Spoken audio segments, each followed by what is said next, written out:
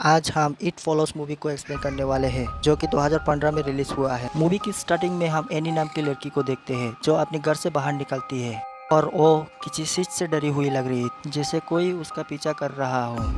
इसीलिए वो घर का अंदर बाहर भागती है। कुछ देर बाद फिर से घर का बाहर आती है और कार लेकर वहाँ से भाग जाती है। फिर हम देखते हैं एनी कार लेकर बीच पर आती है और फोन पर अपने डैड से कहता है, डैड मैं आपसे बहुत प्यार करता हूँ। इसके बाद हम देखते हैं बीच पर एनी की लाश पड़ी हुई है और उसे शायद उसी चीज ने मारा था जिससे वो भाग रही थी। इसके बाद हम जे और केली को देखते हैं जो कि सिस्टर है। जे पुल में नहा रही थी और केली उससे उस नया लड़का का बारे में पूछती है जिसके साथ जे डेट कर रही थी और आज रात उसके साथ वो मूवी देखने जा रही है। इसके बाद हम जे के दो दोस्त पॉल और यारा को देखते हैं जो उसके बेस्ट फ्रेंड थे। इसके बाद जे अपने डेट के लिए रेडी होती है और अपने नया बॉयफ्रेंड हुक के साथ थिएटर में जाती है। और अब यहाँ हुक को एक लड़की नजर आती है और जे को बताता है, क्या तुम्हें वो लड़की दिखाई दे रहा है? जे कहती है नहीं, वहाँ पर कोई नहीं है। इसके बाद ह्यूक बहुत डर जाता है और जिया को थिएटर के बाहर ले जाता है। इसके बाद ये दोनों रेस्टोरेंट पर जाते हैं और तभी बाहर की तरफ हम किसी को देखते हैं जो ह्यूक की तरफ देख रहा था। नेक्स्ट डे जे की बहन केली पूछती है, तुम्हारी डेट कैसी रही है? इस पर वो बताती है, डेट कुछ खास नहीं था क्योंकि ह्यूक कुछ अजीब बिहेव कर रहा था। इसके बाद जे और ह्यूक फिर से मिलते हैं जहाँ पर जे ह्यूक को किस करता है। इसके बाद वो दोनों कार में आते हैं और दोनों इंटीमेट होते हैं। इंटीमेट के बाद ह्यूक जया को बेहोश कर देता है। जब जय को होश आता है तब अपने आप को बांधा हुआ पाता है और यहाँ पर ह्यूक अपना एक सीक्रेट रिवील करता है और बताता है, मेरे पीछे एक एंटिटी पड़ी हुई है और वो मुझे मारना चाहती है और ये मेरे साथ तब से हो रहा है जब मैंने एक लड़की के साथ इंटीमेट किया था। इसीलिए मैं जिंदा बचने के लिए तुम्हारे साथ सेक्स किया जिससे वो एंटिटी अब तुम्हारे पीछे लगेगी। और ह्यूक ये भी बताता है, अगर वो एंटिटी तुम्हें मार डाला वो फिर से मेरे पीछे लग जाएगी। अगर तुम्हें अपने आप को बचाना है तो तुम्हें भी किसी के साथ सेक्स करना होगा। इसके बाद ह्यूक कहता है, वो एंटिटी यहाँ पर आ गई है जो बिना कपड़ों की। अब जे भी उस एंटिटी को देख पा रही थी। इसका मतलब ह्यूक का कर्ज जे में ट्रांसफर हो चुका था। ह्यूक कहता है, ये एंटिटी स्लो है लेकिन बेवकूफ नहीं है, तो अपना ध्यान रखना। इसके बाद ह्यूक जय को अपनी गाड़ी से उसकी घर का बाहर छोड़ के चला जाता है। अब उसके दोस्त और केली पुलिस को बुलाते हैं तो पता चलता है जय ने डेट करने से पहले ह्यूक को पहले कहीं भी इस टाउन में नहीं देखा था, जिससे पुलिस जय के कुछ खास मदद कर नहीं पाते। इसकी बात से जय दुखी रहने लगी थी। जब वो एक दिन अपने वॉशरूम में होती है तो एक बॉल विंडो से आके टकराता है। फिर वो बाहर देखती है पर बाहर उस बॉल के अलावा कोई भी नहीं था। लेकिन हम रेड ड्रेस में किसी को देखते हैं जो कि छत पर चुपके से जय को देख रहा था। फिर कुछ दिनों बाद जय कॉलेज जाती है जहां उसे अजीब सी एक बुरी औरत दिखती है जो उसकी तरफ ही देख रही थी और उसकी तरफ ही बढ़ रही। जय को लगता है ह्यूक इस एंटिटी की बात कर रहा था जो उस बुरी औरत के रूप में उसकी तरफ आ रहा था। इसके बाद जय अपनी क्लास छोड़कर अपने दोस्त पॉल और केली के पास आ जाती है और उन्हें बताती है उसके पीछे एक एंटिटी पड़ी हुई है जो उसे मारना चाहती है। और ये तब से हो रहा है जब से ह्यूक के साथ इंटीमेट हुई हो। लेकिन इनमें से कोई भी जय का यकीन नहीं करता है। उन्हें लगता है जो भी उसने देखा है उसका वहम है। जय की तसल्ली के लिए पॉल कहता है, मैं तुम्हारे घर रुक सकता हूँ अगर तुम चाहो तो।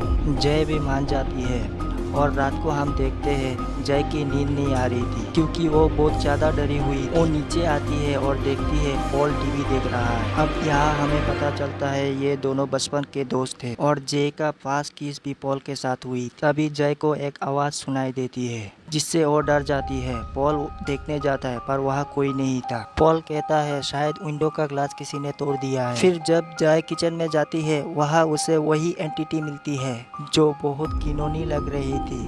वो उसे मारने के लिए उसकी तरफ बढ़ रही थी और जय उसे देख के बहुत बुरी तरह से डर जाती है और वहाँ से भागने लगती है। इसके बाद वो एक कमरे में छुप जाती है। तभी जय की चिल्लाने की आवाज़ सुन के पॉल और यारा भी वहाँ जाते हैं। जय उनसे कहती है घर पर कोई है और मुझे मारना चाहता है। ने उसे अपनी आंखों से देखा है। लेकिन पॉल और यारा कहते हैं यहाँ कोई भी नहीं है और तुम्हें डरने की कोई ज़रूरत नहीं है। तभी जया को लंबा सा डरावना सा एक आदमी दिखता है जो कि एंटिटी थी और नया नया रूप लेकर उसे मारने के लिए आ रही थी। वो जय को मारने के लिए उसकी तरफ बढ़ता है, लेकिन जय उसकी पहले एक साइकिल लेके वहां से निकल जाती है और एक पार्क में आ जाती है। अब जय पूरी तरह से समझ जाता है कि ह्यू जो कह रहा था वो सच था, कि वो एंटिटी अब उसके पीछे पड़ चुकी है। अगर उसे बच के रहना है तो एंटिटी से भागते रहना होगा। फिर कुछ देर बाद यहाँ जय के दोस्त आ जाते हैं। तभी जय का पड़ोसी ग्रे आता है और उनसे उनका प्रॉब्लम पूछता है। इसके बाद जय सब कुछ बता देती है, उसका साथ क्या क्या हो रहा है और क्यों हो रहा है। फिर जय कहती है मुझे उस लड़का को ढूंढना होगा, इसका वजह से ये सब हो रहा है। इसके बाद ये सब ग्रेग के कार में बैठ के ह्यू को ढूंढने निकल जाते हैं। ये सब ह्यू के एड्रेस पर जाते हैं, लेकिन घर पूरा खाली था क्योंकि उसने जय को जितना कुछ भी बताया था, उसका आइडेंटिटी, उसका एड्रेस सब कुछ फेक था।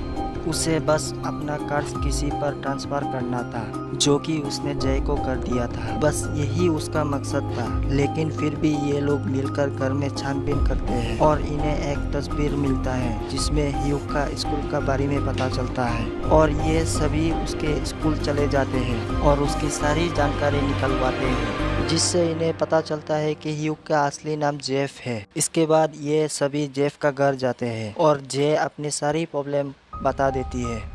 इसके बाद वो ये बताता है कि वो एंटिटी तब तक पीछा नहीं छोड़ती जब तक वो आदमी किसी के साथ इंटीमेट नहीं होता। इसलिए मैंने तुम्हारे साथ झूठा प्यार का नाटक किया है और तुम्हारे साथ इंटीमेट हुआ, ताकि मेरा ऊपर जो कर्ज है वो तुम्हारे ऊपर ट्रांसफर हो जाए। उस एंटिटी की खास बात ये थी कि वो किसी का भी रूप ले सकती थी। जेफ ये भी बताता है कि अगर तुम मर गई तो वो एंटिटी फिर से मेरे पीछे पड़ जाएगी। अब ये सब जे को बचाने के लिए एक बीच पर आ जाते हैं, जहाँ पर ग्रेग जे को शूटिंग करना भी सिखाता है। लेकिन कुछ देर बाद वहाँ पर वही एंटिटी आ जाती है और इस एंटिटी को सिर्फ जय ही देख सकती है, इसीलिए वो किसी को भी नज़र नहीं आती है। और अब वो एंटिटी जे के बालों को पकड़ लेती है। ये देखकर जे के दोस्त उसे बचाने की कोशिश करते हैं, लेकिन वो एंटिटी उन्हें भी चोट पहुँचाती है। इसके बाद वो किसी तरह बोट हाउस में आ जाते हैं और जे गन निकलकर उस एंटिटी पर शूट करती है, लेकिन वो एंटिटी मरने का नाम ही नहीं ले रही थी क्योंकि उसे मारा नहीं जा सकता था। इसलिए जे डर के दरवाज़ा बंद कर देती है, लेकिन तभी अचानक दरवाज़ा टूट जाता है और ग्रेग कहता है यहाँ कोई भी नहीं है। लेकिन ग्रेग के बाद एक भयानक एंटिटी आ जाता है।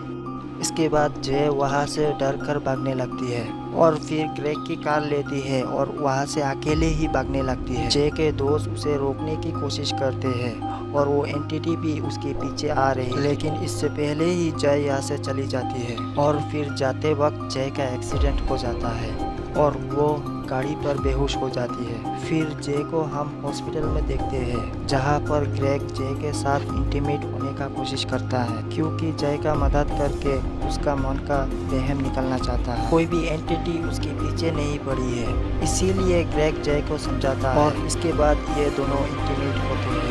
फिर कुछ दिनों बाद जय को कोई एंटिटी नज़र नहीं आती। उसे लगता है उस एंटिटी ने उसका पीछा छोड़ दिया है, लेकिन फिर भी हमेशा वो डरी रहती थी। दूसरी तरफ जय के दोस्त ग्रेग से पूछते हैं क्या तुम्हें एंटिटी दिखाई दी। इस पर ग्रेग कहता है मुझे कोई एंटिटी नज़र नहीं आई। फिर रात को जब जय अपनी खिड़की से बाहर दिखती है तो उसे ग्रेग नज़र आता है, लेकिन वो समझ जाती है कि वो ग्रेग नहीं है बल्कि वो एक एंटिटी है जो ग्रेग को मारने के लिए उसके घर जा रही है। एंटिटी ग्रेग का दरवाज़ा खोलने की कोशिश करती है, लेकिन ग्रेग दरवाज़ा नहीं खोलता, जिसके बाद घर की खिड़की तोड़कर अंदर चला जाता है।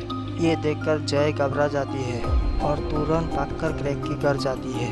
जय ग्रेग के घर का दरवाज़ा खोलने की कोशिश करता है, लेकिन दरवाज़ा नहीं खुलता, जिसके बाद वो टूटी हुई खिड़की से अंदर जाती है और देखती है उस एंटिटी ने ग्रेग की माँ के रूप ले लिया है। वो एंटिटी दरवाज़ा को खटखटा रही थी, लेकिन जय चिल्ला चिल्ला के कह रही थी, ग्रेग दरवाज़ा मत खोलना वरना तुम मारे जाओगे। लेकिन ग्रेग को कुछ समझ नहीं आता और वो दरवाज़ा खोल देता है। इसके बाद एंटिटी ग्रेग को मार डालती है और अब एंटिटी फिर से जय के पीछे पड़ जाती है। अगले दिन जय को हम बीच पर देखते हैं, जो दूर बोट पर किसी को देख रही थी। शायद उसके साथ इंटीमेट होकर अपने कर्ज उस पर ट्रांसफर करना चाहती थी, पर वो वैसा नहीं करती है। के बाद हम जय को पॉल के साथ देखते हैं और पॉल जय को पसंद करता था और इसलिए उससे मदद करना चाहता था।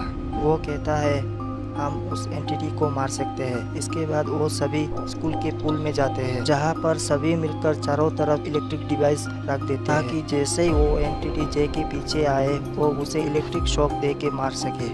इसके बाद जय पानी में उतरती है और एंटिटी का इंतज़ार करने लगती है। फिर कुछ देर बाद वो एंटिटी आ जाती है, पर वो पानी में नहीं उतरती है और इलेक्ट्रिक डिवाइस जय के ऊपर मारने लगे। इसीलिए जय की मदद करने के लिए पॉल और बाकी लोग जय के बताए हुए जगह पर एक कपड़ा फेंक देते हैं, जिससे इन सभी को एंटिटी दिखने लगती है और पॉल उस एंटिटी को शूट करके मार डालता है। इससे वो एंटिटी पानी में गिर जाती है। फिर भी वो एंटिटी जय का पैर पकड़ लेती है।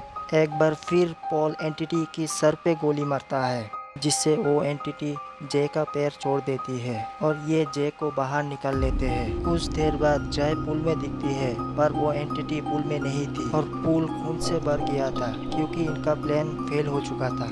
इसके बाद पॉल जैसे कहता है मैं तुम्हारा साथ इंटरकोर्स करूंगा। इसके बाद वो एंटिटी मेरे पीछे आएगी और पॉल ये सब इसलिए करता है क्योंकि वो जय से प्यार करता था, इसीलिए दोनों इंटरकोर्स करते हैं। अब कर्ज पॉल के ऊपर आ गया था। इसके बाद पॉल भी डरे हुए रहने लगा था, लेकिन उसे अभी तक वो एंटिटी दिखाई नहीं दी। यहाँ जय पॉल से पूछती है क्या तुम्हें वो एंटिटी दिखाई दी? इस पर पॉल कहता है नहीं। इसके बाद हम देखते हैं वो एंटिटी इन दोनों के पीछे आ रही थी और ये मूवी यहीं पर ख़त्म हो जाती है। तो दोस्तों, मूवी की स्टोरी अगर पसंद आई हो तो वीडियो को लाइक और चैनल को सब्सक्राइब